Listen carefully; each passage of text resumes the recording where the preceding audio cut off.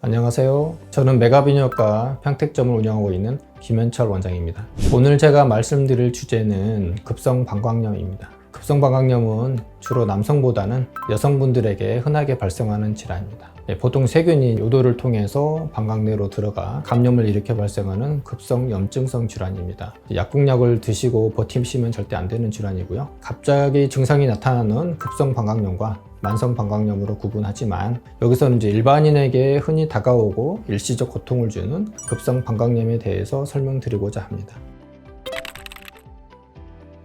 먼저 원인을 살펴보면 대부분 여러 개의 구조적, 기능적 이상이 없이 세균이 대변에서부터 요도 방광으로 옮겨가는 상인성 감염으로 여성분들에게 훨씬 많습니다. 흔히 오줌 소태라고 부르는 병이며 20대에서 40대에서 비교적 흔하고, 물론 이제 50대 이상 분들도 많이 오십니다. 원인균으로는 장내 세균이, 대장균이 거의 80%를 차지하면서 뒤를 이어서 포도상구균이라든지 장구균, 클렙지알라, 녹농균 등이 있습니다. 균이 어렵지요. 하지만 대장에서 많이 올라오는 균들입니다.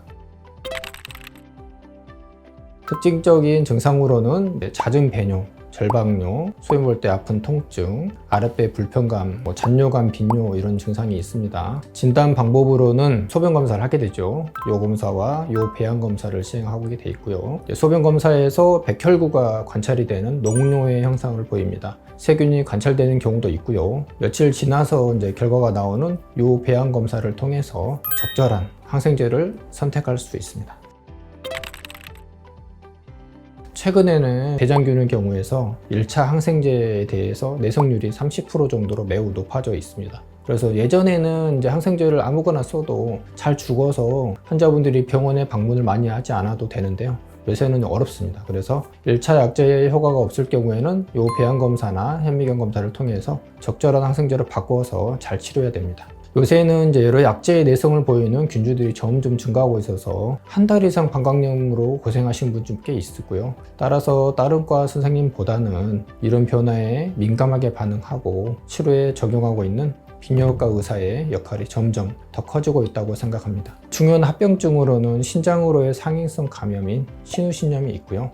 이런 경우는 열이 나거나 옆구리가 아플 수가 있습니다. 특히 이제 방광요관 역류가 있는 소아나 임산부에서는 이런 감염들이 호발하게 돼 있고요. 철저한 치료가 필요합니다. 급성 방광염이 빈발하는 환자에서는 원인을 찾아서 제거하는 것이 매우 중요하고, 원인을 찾지 못하고 자주 재발하는 경우에는 예방적 항생제요법이나 다른 조치가 필요할 수도 있습니다. 급성 방광염은 이제 항생제로 비교적 쉽게 치료될 수가 있지만, 치료가 미뤄진 경우나 재발성인 경우, 약제의 내성을 보이는 경우에는 치료가 굉장히 전문적이고 어려워질 수 있습니다. 재발성으로 여러 번 걸리거나 적절한 치료를 받지 않는 경우에는 과민성 방광이나 만성 방광염의 형태로 진행할 수가 있습니다.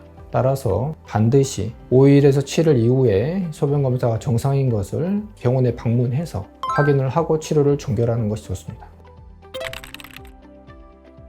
흔히 이제 여성에서 방광염이 잘 걸리는 이유는 몸의 구조상 남성의 요도는 18cm 정도로 긴데 여성의 요도는 4cm로 짧습니다. 항문과 요도 입구가 가까워서 세균이 요도로 침범할 가능성이 높게 됩니다. 또한 성생활이나 요도 자극, 임신 등이 원인이 돼서 세균이 더 쉽게 침입하게 됩니다.